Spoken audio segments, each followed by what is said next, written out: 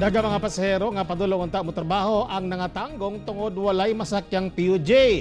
Dugang detalye atong sayon pinagi sa live report ni Argel Relator. Argel.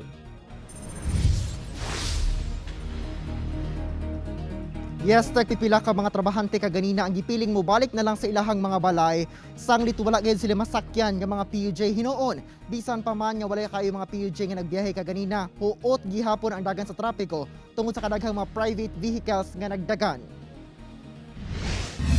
Taliwala sa kainit sa adlaw, nagpaugat sa pag-atang ug masakyang PUJ si Nanay Pinky nga padulong unta mga umpra sa Bangkerohan Public Market.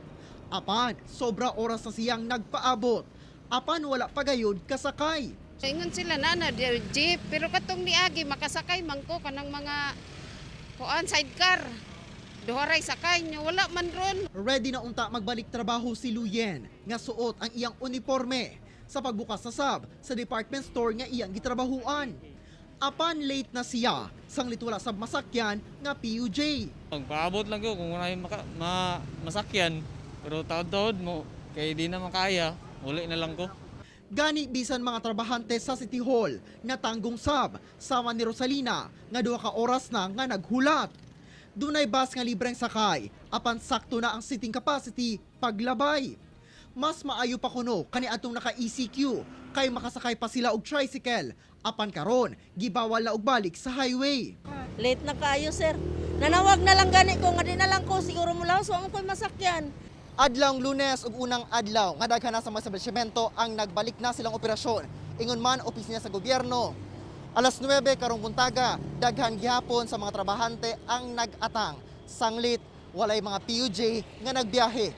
Sumala sa LTFRB 11, ana-ana sa sobra gatos ka mga special permit ang ilang na-release. Nga maoy gikinahanglan nga makapamasada na ang mga PUJ. Operator or driver no, wala may nag-limit kay chikapon mangyapon sa ato ang mga sa mga taga-traffic sa LTFRB, LTO.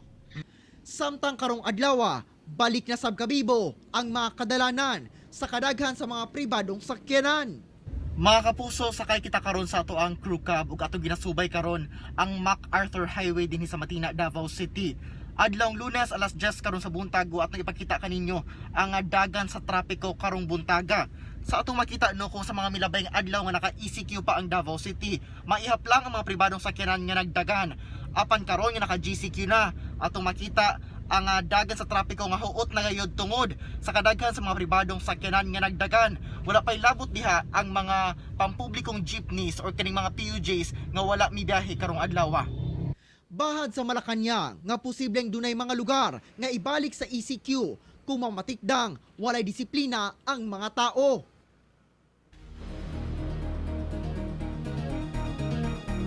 Text radio interview kay Davao City Mayor Sara Duterte, sumala niya nga inay unta nga gipatuman sa kining LTFRB ang special permit una makabiyahe ang mga PUJ.